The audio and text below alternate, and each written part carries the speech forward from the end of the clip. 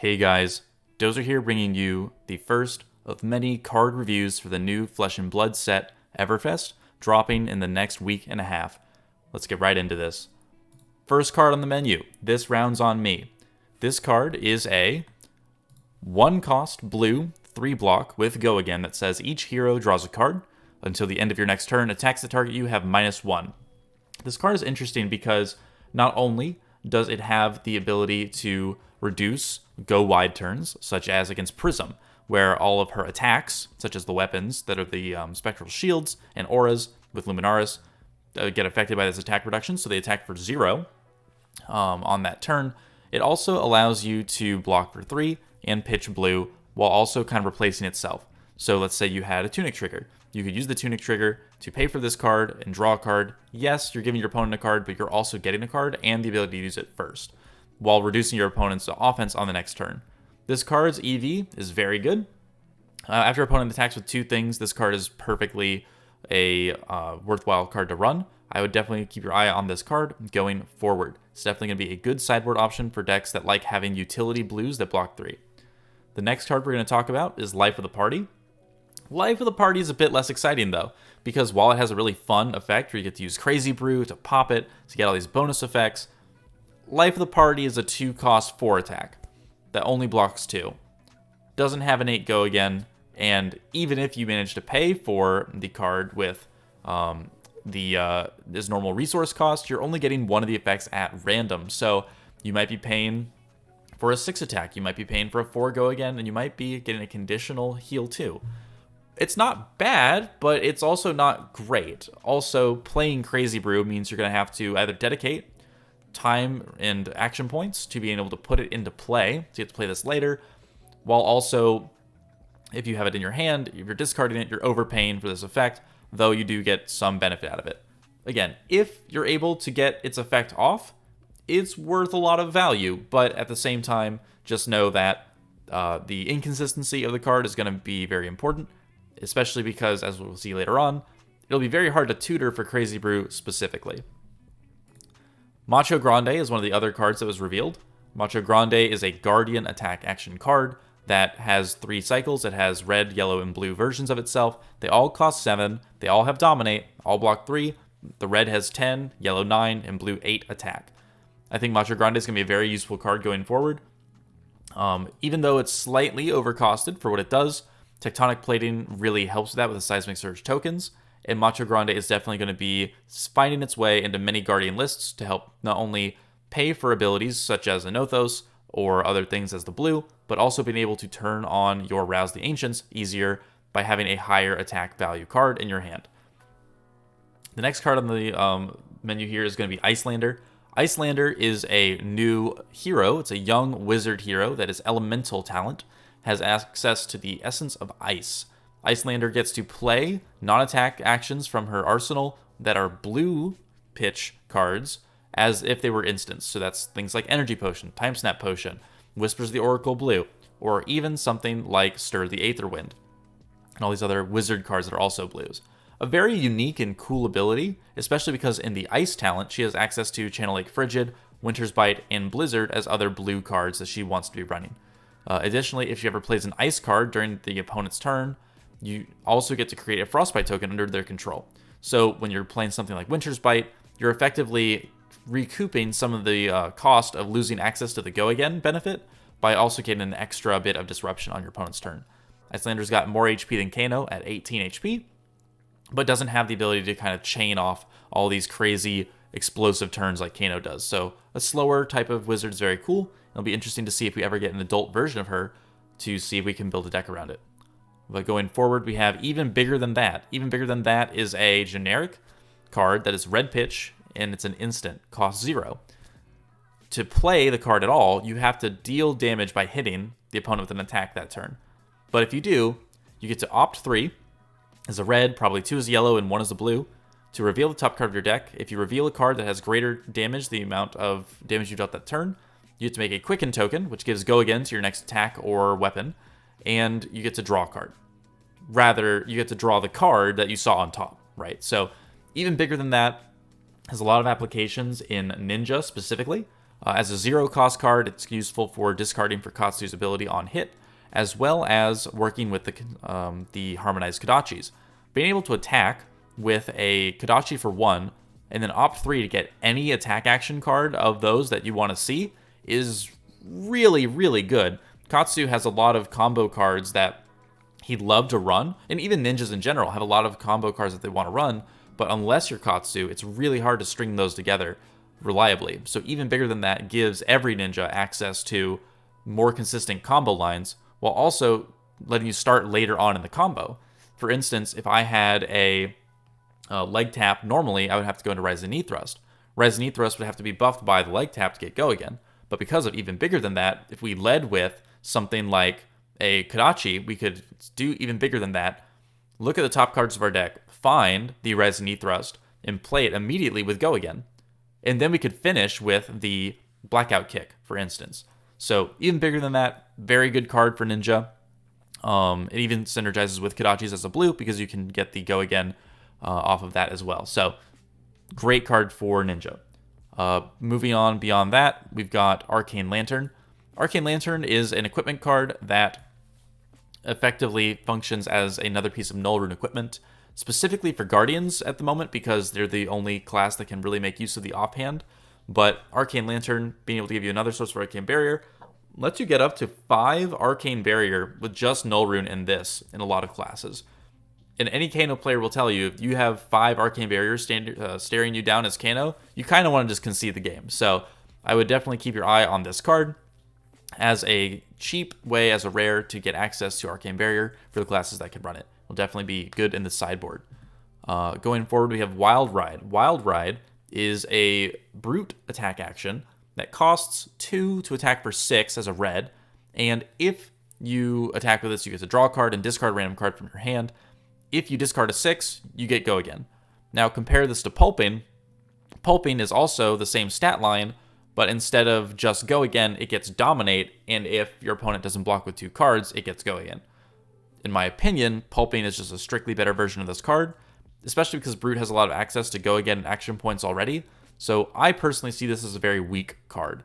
I think it is too low damage to be worth the risk of not hitting with it, especially because Brute likes to run non-attack actions like Blood Rush Bellow, Barraging Beatdown, and other cards like that. So having the chance to miss on the go again is very awkward. Now, it's true that with a 2-card hand, you could theoretically pitch a blue, swing with this, get go again, and then swing with your club for 5 if you use your Tunic resource. And yeah, that's like an 11 damage turn off 2 cards, which is very, very good.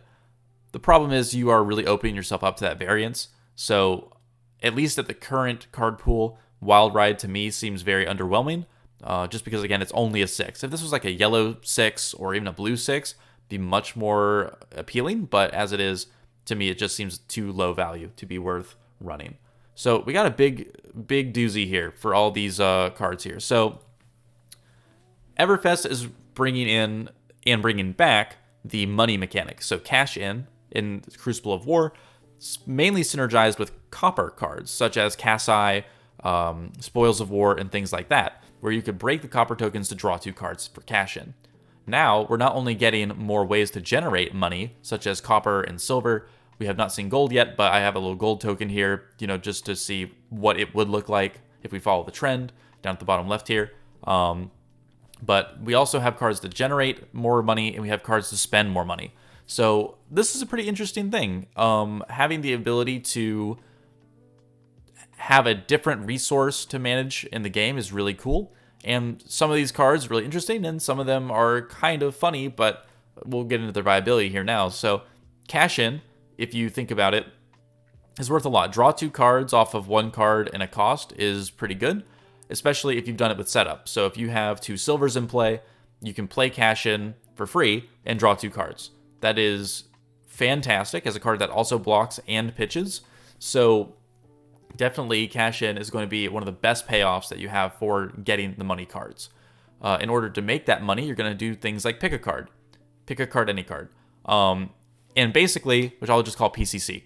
So if you're using PCC, you get to look at your opponent's hand and then name a card. So you get to look first, and then out of those, you get to see what they have, and then pick the name of the card that they have probably in their hand, right? You can choose a random card from their hand and reveal it. If you pick the right card, you get a silver. You get to do this 3 more times. So for 1 card, you have the potential to make 4 silver.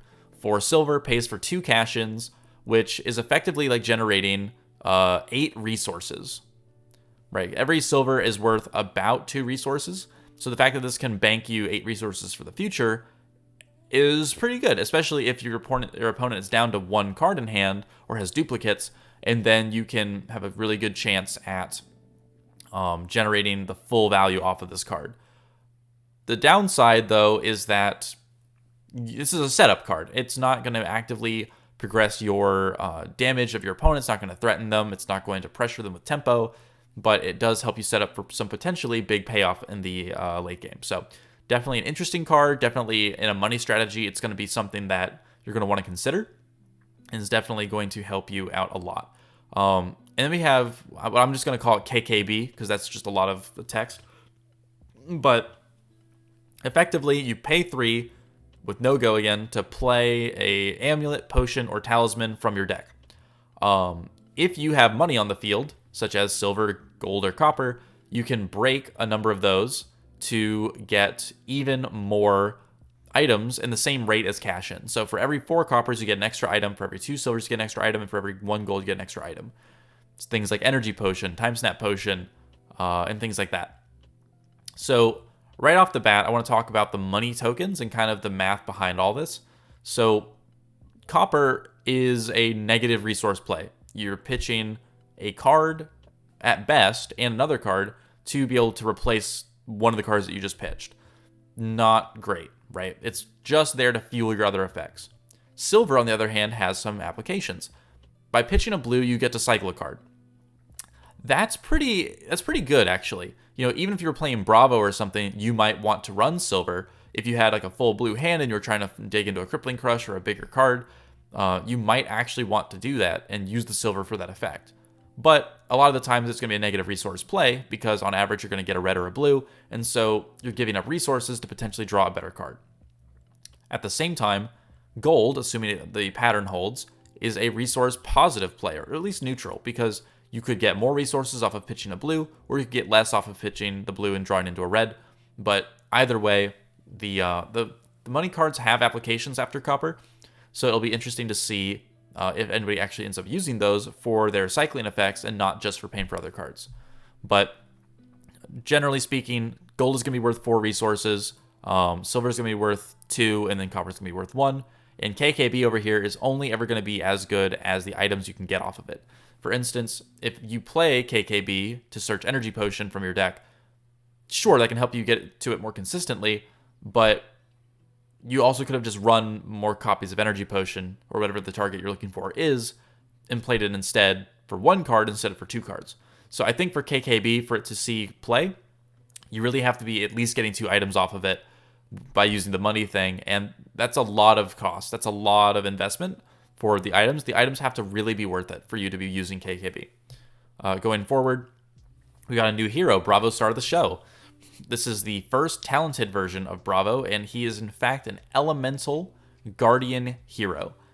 Bravo, therefore, is having access to every card printed in the Tales of Aria that is elemental guardian, earth, ice, and lightning. Very deep card pool.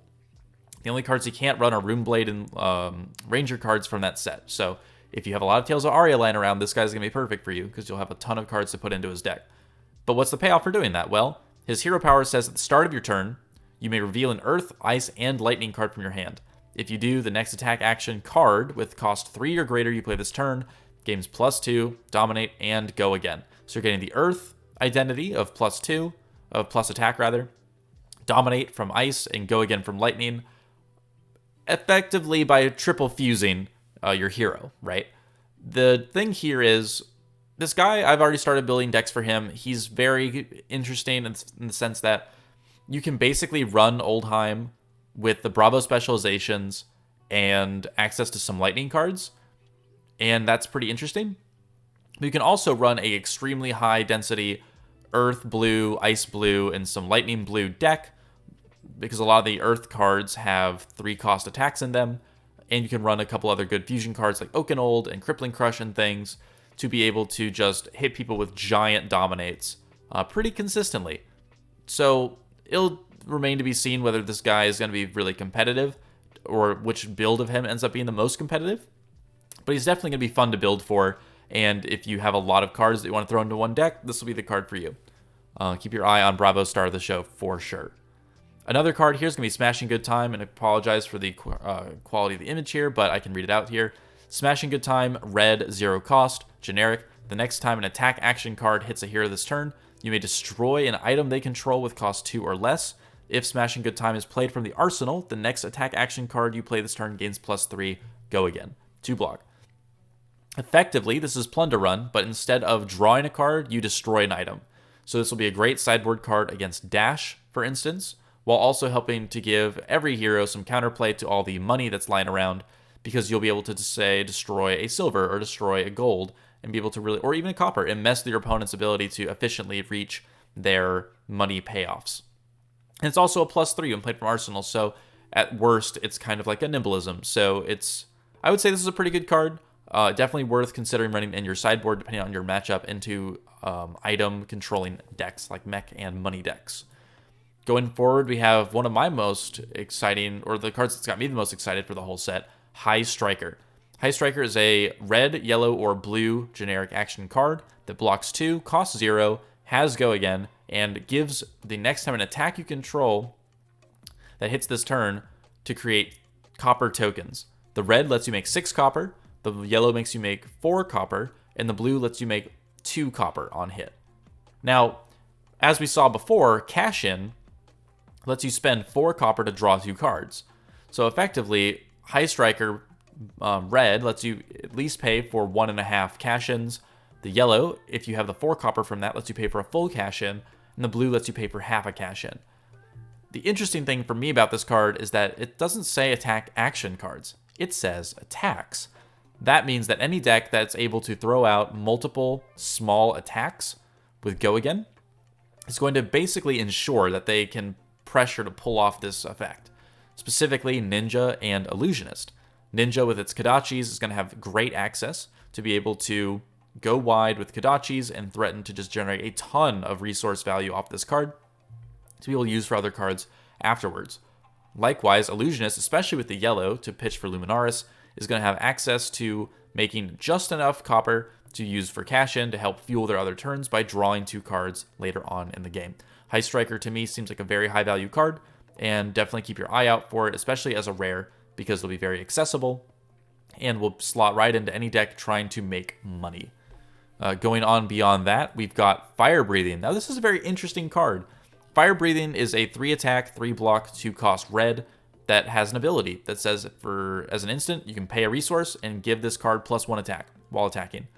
You can do that as many times as you want until you run out of resources, which means you have the ability to pump this card from a base of 3 all the way up to a cap on a 4-card hand of blues of 13. I think I did that math right, but effectively, Fire Breathing lets you get around blocks by having a lot of blues to play with it, to then just kind of pump over their blocks and go for lethal. As a tempo card, it's very bad. Fire Breathing is a far overcosted 3-attack card. Compare this to something like Exude Confidence. Exude Confidence is a 4-attack, 0-cost, 2-block, which is a lot better offensively than Fire Breathing if you're playing for tempo. The difference is that Fire Breathing has a more flexible rate on what you can pay for, and it also has a slightly higher ceiling than Exude, even though Exude has the anti-dereact, anti-instant ability. Fire Breathing definitely has some utility as a 3-blocker and can be pummeled as well. So what I'm thinking is that Fire Breathing is going to mainly be useful for a late-game finisher in a deck that's very heavy on blues. Specifically, something like Wizard would love to use Fire Breathing because effectively you can pitch all your blues all game to do all your Wizard things, and in the end game, once you've kind of drawn back into those blues and you're kind of running low on cards, you can attack with Fire Breathing, pitching a card, and then if your opponent tries to overblock it because they're worried about you pumping over the top, then you can go in with the Arcane using Kano's ability to try and zap them down anyway. So Fire Breathing is definitely going to be interesting for that. Although I don't know how many other classes are going to want to use it. I don't think Guardian's going to love it. I don't think a lot of other classes are going to love it, but Wizard for sure, it slots right in with that way to try and finish out a long game. So definitely keep your eye on Fire Breathing. Also, it's a magic reference, so that's kind of funny too. Amulet of Haven Call. This is an item card. So, wow, this is going to work with KKB, right? Well, let's see if it's any good. So, it costs nothing to play, which is fine. It has Go Again and pitches for 3. So, already, that's not bad. But it doesn't block because it's an item and doesn't attack. So, the effect on it has to be really good. Now, it has a defense reaction, which would be great. Like, oh, wow, I can put an extra defense reaction in play. That's pretty interesting. The thing is, it says if you want to activate this defense reaction, you have to destroy the amulet, search your deck for a card named Rally the Rearguard, add it to this chain link as a defending card, and then shuffle your deck. Activate this ability only if you have no cards in hand. The problem with Amulet of Haven Call is that not only do you have to run Rally the Rearguard, which is a 2-cost, 6-attack red that blocks 2, or a 4-attack blue, which has an instant ability that lets you discard a card in your hand to give that card +2 defense. You can't activate this ability unless you have no cards in hand. So unless you're drawing on your opponent's turn after you've used everything out of your hand, this is a D-React for 2. That's really not great. You have to run a card in your deck that's kind of questionably useful anyway. Although I guess you would want to run Rally the Rearguard in a item deck anyway to try and get rid of some of those no blocks. But really, this card is super underwhelming to me. I think it has really bad synergy with not only the fact that you have to search a card to block with a 2-block, but also if you think about it, let's say you're getting dominated. Let's say they're doing Crippling Crush, Dominate. You won't be able to empty your hand to even use this card. Because again, if they're coming in for 11 Dominate, maybe you can block with 2 cards from hand or something, or 1 card from hand, and then you pitch a card to activate Unmovable from your arsenal maybe. But then you're still going to have 2 cards in hand, right? So you're not even going to be able to activate this card unless you're against like a hyper aggro deck and you're blocking out every turn. Maybe you play this to try and get a little bit of extra block later on. Yeah, I think this card's questionably useful. I think it's definitely not something you want to get off of KKB. It just seems very low value. So, yeah, not super thrilled on this card, but it could be interesting. We'll see. This card, though, I really don't understand what this card's supposed to be doing here. Talisman of Featherfoot is a yellow pitch, 0-cost, go again item. So again, it doesn't block. And it says when an attack you control gains exactly 1 damage from an effect during the reaction step, destroy this and the attack gains go again. So it's a forced go again. So you can't choose to do this or not. And the only decks that could realistically use this are going to be things like Ninja or Warrior with Bolton. The problem is that, like for instance, Bolton, if you're attacking with a charged card and you're trying to get the go again on the card, yeah, you'll get +1 attack if your opponent blocks with attack action card, but then if they're blocking, then you would have just normally used your D-React. So this is effectively playing a card that counts as a soul for Bolton, sort of. But it doesn't even work with, Lumina turns, for instance, unless they block with an attack action card. So, I don't know. For me, this just seems extremely low value. Go again in this, it's just not worth a lot. Even if you got this for free at the start of the game, it wouldn't even be good. So, I definitely would avoid using this card if you're trying to make a competitive list. Going forward, we got Bingo. Bingo is a 1-cost red, 5-attack, 3-block, which says when it hits, your opponent reveals a card from their hand. If they reveal an attack action, this card gets go again, and if it's a non-attack action, you get to draw a card. So this card to me is not bad, right? It blocks 3, it's a 1 for 5, that's on rate. It is not a bad card by the numbers like the past 2 were, the Amulets, Talisman and Amulets. These are low value cards. Bingo is not. Bingo has a lot of flexibility. The problem is that Bingo has this weird anti-synergy with itself where if you want to start your turn with this to try and get the value off the card draw, you have to give it go again. and it has to hit, and your opponent has to choose to reveal a non-attack action. Most players are not going to have only non-attack actions in their deck. So if you gave this Go Again, in order to try and get the card draw option, maybe your opponent wanted to stop your Go Again, right? They wanted to stop you from getting Go Again to end your turn, so they let you draw a card. Well, if they do that, then your turn's over, right? If you didn't give it Go Again, your turn's over. And if it did have Go Again, they're not going to let you draw a card. And if they reveal a defense reaction or an instant, you get nothing. So this card just, to me, has a lot of anti-synergy with itself, because if it hits, they are likely not going to be giving you the card draw, because it's just not a very threatening card. Like if they already have Go Again on this card, they can just not block it and then show you an attack, and then boom, yeah, you got some damage through maybe, but you wasted the value on the Go Again there, because you had to give it that on the front end so that they could do that. Also, if it doesn't hit, it doesn't do anything. So not having Go Again on this at the beginning of your, like when you attack with it, it's gonna be a huge liability. Moving on, we've got Potion of Luck. So Potion of Luck is a 0-cost 3-pitch item that has no Go Again. It has the ability as an instant to destroy this and shuffle your hand and arsenal into your deck and then draw that many cards. So this card is silly. I mean, you basically have to drop this down in a deck where your hands that you draw in your arsenal and things, you say to yourself, man, all these cards that I'm running to my deck, I don't even like them together. So I'm going to put these all away and then redraw maybe the same cards to try and get a better hand. This might work in something like Ranger, where you have 3 of a kind. Maybe you do Voltaire, you attack, and then you put this at the end of the turn, so that if you have a hand where you have no arrows, which is a very common problem for Ranger, you can activate this card to actually have a turn and attack. Also, it's a blue, so it helps pay for your Voltaire turns and everything. So Potion of Luck has that application. In Wizard, it has an application where maybe you can play it to try and get out of a bad hand.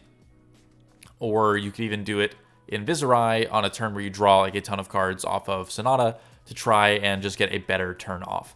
So Potion of Luck definitely has some potential applications as a fringe one of, to try and make sure that you guarantee being able to make use of a turn and to prevent dead turns. But I think it's a hard ask, just because it, again, is just so random that it's not going to be giving you consistent value, and it's kind of more of a band-aid fix than just having better deck quality, better card quality in your deck.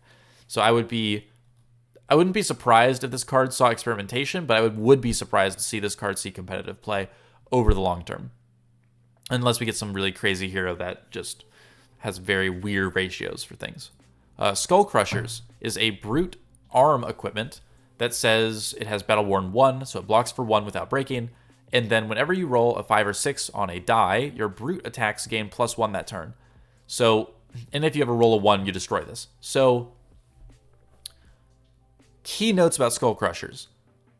You cannot run Gambler's Gloves and Skull Crushers at the same time. That's the first thing, which means that if you ever roll a 1, your turn is over as a brute. Then, if you roll a 5 or 6, your brute attacks get +1 this turn. That's fine, but unless we get more ways to roll dice, this is just a liability, because rolling Scab Skins is just absolutely brutal. And the fact that if you roll any 1 on any die, you destroy this, is really gross too, because sure, you can block for 1 early game, and you can get 1 attack from it, maybe, but then every time you roll it, you just risk getting no value for the rest of the game, when you could be running Gamblers, or you could be running a Goliath Gauntlet for more consistent, reliable value. So for me, Skull Crushers just feels like, why does this exist? If it had an ability that just said, if it didn't have Battle Ward, and it said if it let you roll a die to, like, I don't know, intimidate 1 on a 6 or something, or a 5 or a 6, you could intimidate 1 every turn, that would be interesting.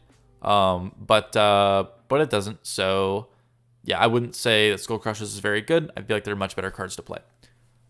Beyond that, we've got another brute card, High Roller. This is a non-attack action for Brute that blocks 3, has Go Again, and is a red, yellow, and blue pitch. The card lets you intimidate 1, and if you've rolled a 4, 5, or 6 on a die, you get to intimidate a second time. So that's the red. The yellow probably lets you intimidate a second time on a 5 or a 6, and then the blue on a 6 only. Brute players that I've talked to think this is a good card. It very well might be, but comparing this to Barrage and Beatdown is so much better that I would have to say that this card would only slot into Brute decks if they start rolling a lot more dice to try and get that double intim off. Otherwise, the single intimidate's just not worth it compared to barraging or just having like a resource card or something, in my opinion. But now, at what we've all been waiting for, the new Illusionist card. That's right, we've got new Illusionist cards in Everfest, and this one is one hell of a card. So Fractal Replication, revealed today, red pitch, 0 cost, star attack, star defense, which means it has 0 as its base values for basically everything, except for pitch, right? And it says, when you play or defend with this card, it gains the abilities and effects of all Illusionist attack action cards on the combat chain. Okay. To put that into perspective, I'll have to make a whole separate video on this card about how good it is, all the different applications. But for now, just know that if you use Phantasmaclasm with Go Again, you can play this card for free, and its second and third effects will kick in, where it says its attack is equal to the greatest base attack of any Illusionist attack you control on the chain, and its defense is equal to the highest base defense of any Illusionist attack on the chain. So if you have Phantasmaclasm with Go Again, this is a 0 cost copy of Phantasmaclasm. If you have an Erudition, and the Erudition attacks, and they block it, and it stays on the combat chain, and they don't pop it, this can come in as a 0 cost copy of Erudition.